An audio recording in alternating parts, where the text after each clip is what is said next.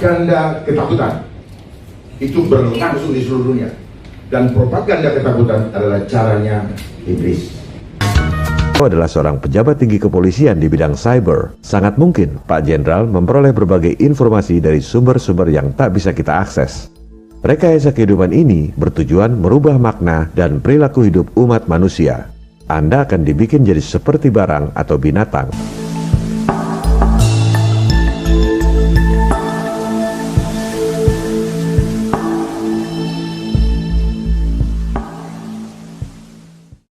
Sekarang telah terjadi gerakan globalisasi yang akan menghancurkan bukan saja Indonesia tetapi seluruh dunia. Catat ini, seluruh dunia. Jadi, bukan cuma Indonesia yang akan dihancurkan, tapi semua negara di dunia, termasuk Amerika, Cina, Jepang, dan lain-lain. Apa buktinya? Lihat tabel utang semua negara di dunia. Anda buka situs nationaldebtclocks.org. Utang Indonesia nggak ada di situ. Anda cari di sumber lain yang kredibel, statistik utang Indonesia yang diterbitkan oleh Bank Indonesia. Anda ketik satu persatu, dibuatkan tabel. Tabel seperti ini tak ada di Google atau internet. Anda harus membuatnya sendiri. Negara pengutang terbesar di dunia adalah si adik kuasa Amerika, kedua Jepang, ketiga Cina, yang katanya macan perekonomian Asia. Semua itu adalah ilusi, jebakan Nekolim. Negara-negara maju itu utang pada siapa? Siapa yang lebih kaya dari negara-negara maju sehingga bisa kasih utang pada negara-negara maju? Cara bekerjanya globalisasi ini sudah sejak dulu, dan dia punya organisasi yang begitu kuat, bukan negara. Non-state actor. Kekuatan besar itu adalah bagian daripada mereka yang elit-elit global yang ingin menguasai dunia ini. Indonesia utangnya kelihatan kecil dibanding Amerika, Jepang, dan Cina. Apa dampaknya? Lihat APBN 2020, anggaran buat bayar bunga utang saja 295 triliun rupiah.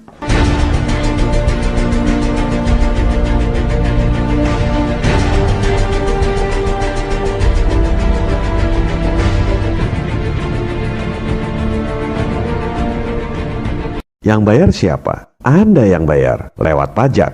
Anda kerja, dipotong pajak PPH. Beli makanan, Anda bayar PPN. Jual beli tanah, si pembeli kena pajak, si penjual juga kena pajak. Inilah penjajahan gaya baru. Kelihatannya Anda merdeka, padahal Anda diperas oleh mereka. Gak sadar lagi. Silakan Anda pemilu, silakan Anda pilpres, silakan berantem cebong versus kampret. Tetap aja Anda kerja banting tulang, bayar pajak, buat bayar utang pada para bankir asing yang kaya raya. Jadi globalisasi adalah sistem. Di atas globalisasi ada suprasistem. Sistemnya untuk apa? Untuk menyamakan sistem seluruh dunia. Dan mereka standarkan. Segala literatur, apapun yang kita pegang sekarang, sepanjang itu ngambil dari luar, itu adalah cara mereka memanipulasi kita punya konsep berbeda. Tujuannya cuma satu, totally control. Globalisasi sistem, di atas globalisasi ada yang namanya suprasistem, yang mereka tidak pernah munculkan, cari di Google tidak akan dapat. Karena memang disembunyikan. Ini adalah rencana terakhir. Adalah apa? Life engineering. Coba boleh dicatat, tidak ada. Di situ hanya social engineering. Jadi life engineering, kenapa? Hidupan kita pribadi ini yang akan di-engineer. Kenapa? Kita bukan barang, tetapi mereka mau bikin kita seperti barang. Jadi ujung-ujungnya adalah life engineering. Seperti apa life engineering? Semua kehidupan kita mau dikontrol. Perilaku kita berubah menjadi manusia yang tidak lagi menjadi manusia yang sejati atau makhluk luhur akhlaknya, tetapi kita akan dibuat seperti robot. Tidak punya cipta, tidak punya karsa, tidak punya rasa. Kenapa? Kita akan di-lock dengan sistem. Jadi gak bisa keluar dari sistem. Dan satu saat ini akan dipasang chipnya di badan kita. Itu pasti. Pasti. Kalau yang bilang tidak pasti, kita dibohongin. Pasti itu.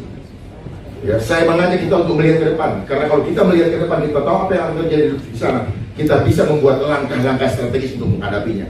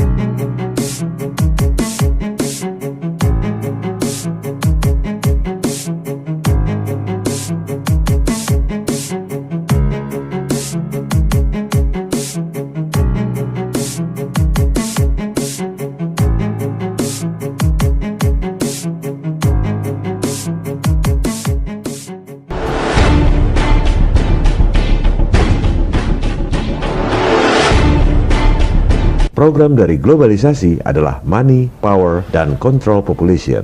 Dengan menguasai moneter dan bisnis global, memiliki banyak uang digunakan untuk menciptakan kekuasaan di atas negara-negara di seluruh dunia yang kemudian digunakan untuk mengontrol penduduk dunia.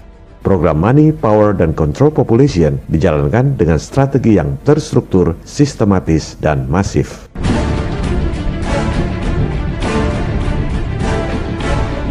Programnya adalah Money, Power, dan Control Population. Money, dia sudah kuasai sistem ekonomi dunia. Bursa efek apa semua pokoknya diatur. Nah, kurs-kurs kita itu diatur sama mereka. Aduh, kurang asam. Jadi kita diancam-ancam, lu gue mau turunin nggak 20.000, lu gue mau turunin nggak gitu. Dibikin takut, ngerti nggak? Duit lagi, kita jadi hutang lagi yang nggak rakyat. Untuk ganjil jangan lebih dari 14.000 misalnya. Ternyata semua disetting. Mereka bekerja secara terstruktur, sistematis, dan masif. Kenapa struktur? Karena dia punya organisasi besar dengan sistem perekonomian yang dia kuasai di seluruh dunia. Kenapa sistematis? Karena mereka bergerak begitu halus, step by stepnya, jelas, pelan-pelan, dan kita terhipnotis untuk ikut menerimanya. Konspirasi global yang bergerak secara halus, sehingga orang sedunia tidak menyadarinya. Pernyataan ini senada dengan pernyataan Presiden John F. Kennedy tentang konspirasi tersembunyi yang merugikan umat manusia sedunia. Bagi yang mengatakan konspirasi adalah teori, harap pasang telinga yang baik untuk mendengar pernyataan Presiden John F. Kennedy. For we are opposed around the world by a monolithic and ruthless conspiracy that relies primarily on covert means for expanding its sphere of influence.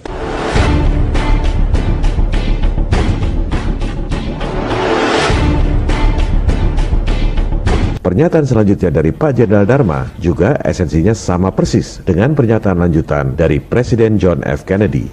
Kemudian masif, karena mereka semua bergerak di seluruh dunia, di dalam seluruh sendi kehidupan, tidak ada yang lolos. Modus operandi yang sama juga dijelaskan oleh Presiden John F. Kennedy. It is a system which has conscripted vast human and material resources into the building of a tightly knit, highly efficient machine that combines military, diplomatic, intelligence, economic, scientific, and political operations.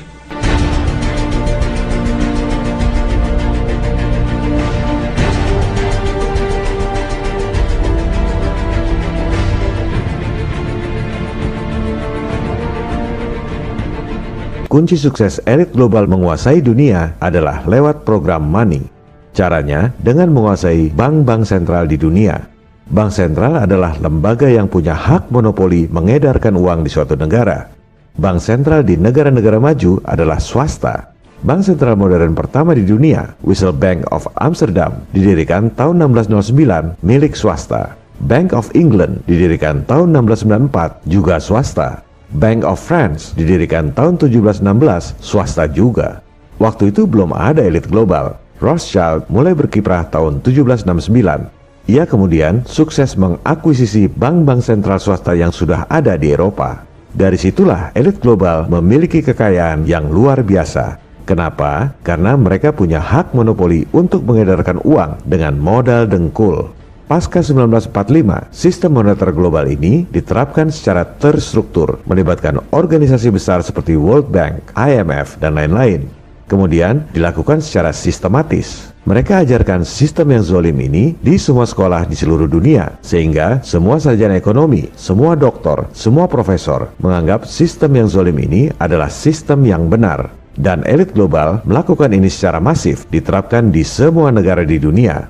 Dengan underball-nya bergerak secara masif, tujuannya cuma satu, totally control.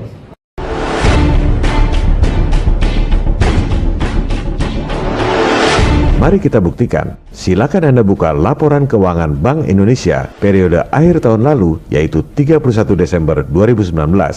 Jangan terintimidasi dengan deretan angka-angka yang banyak. Anda cukup lihat satu baris, berapa uang rupiah yang diedarkan oleh Bank Sentral. 793 triliun rupiah. Bank membukukannya di bagian liabilitas. harus ada lawannya di bagian aset. Apa dasar bank sentral mengedarkan uang? Karena pendidikan di sekolah, kebanyakan orang akan bilang dasarnya adalah emas. Mari kita buktikan berapa aset emas yang dimiliki oleh Bank Indonesia. Hanya 53,4 triliun rupiah. Omong kosong kalau dibilang nyetak duit dasarnya emas. Itu aset emasnya 0 rupiah pun tetap saja bisa mengedarkan uang 793 triliun rupiah. Lantas apa dasarnya? Lihat baris di bawahnya. Dasar untuk menerbitkan uang adalah surat berharga alias bond, cash bond. The name's Bond. James Bond. Jumlahnya 2.000 triliun rupiah, surat utang tanpa jaminan.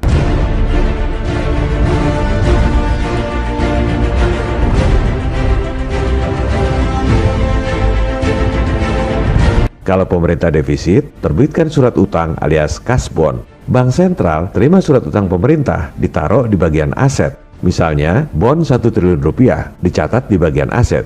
Di bagian liabilitasnya, bank sentral terbitkan uang 1 triliun rupiah. Neracanya balance, secara akunting tak ada yang salah.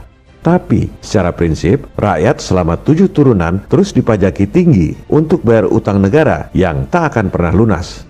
Padahal, semua utang itu diberikan dengan modal dengkul. Inilah contoh program money yang dilakukan dengan strategi terstruktur, sistematis, dan masif. Dan ini bukan cuma terjadi di Indonesia, di Amerika juga sama. Silakan Anda lihat laporan keuangan Bank Sentral Amerika, Federal Reserve Bank. Uang dolar yang diterbitkan oleh Fed 1,7 triliun dolar. Emasnya cuma 11 miliar dolar. Surat utangnya di bagian aset 2,4 triliun dolar. Nyetak dolar modal dengkul. Makanya jangan heran kalau para bankir elit ini bisa biayai kedua pihak yang sedang berperang. Dulu, waktu Inggris lawan Prancis, dua-duanya didanai oleh Rothschild lewat bank sentral masing-masing. Negara Inggris dan Prancis perlu duit buat perang, harus ngutang dan terbitkan bond. Bank sentral swasta terima bond di bagian aset, lalu terbitkan duit di bagian liabilitas. Modal dengkul. Begitu juga Perang Dunia I, Perang Dunia II, dan sampai sekarang dana utang akibat COVID. Semua modal dengkul.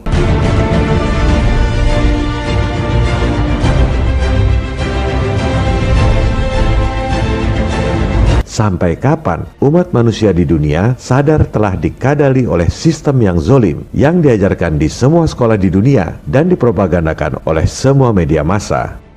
Propaganda ketakutan, apa itu? Itu 9/11 itu propaganda, ISIS itu propaganda, dan teroris yang ada di dunia juga propagandanya mereka, dan mereka gunakan itu dan ada yang dibayar, disetting, ada yang memainkan. Sekali lagi, saya membuat resensi buku Indonesia dalam Rekayasa Kehidupan ini atas inisiatif saya sendiri karena meyakini bahwa esensi buku ini harus dipahami oleh kita, anak-anak bangsa, untuk membela negara dan masa depan kita sendiri. Besar hati kita melihat ada seorang pemimpin yang berani menentang kezaliman global untuk membela rakyat.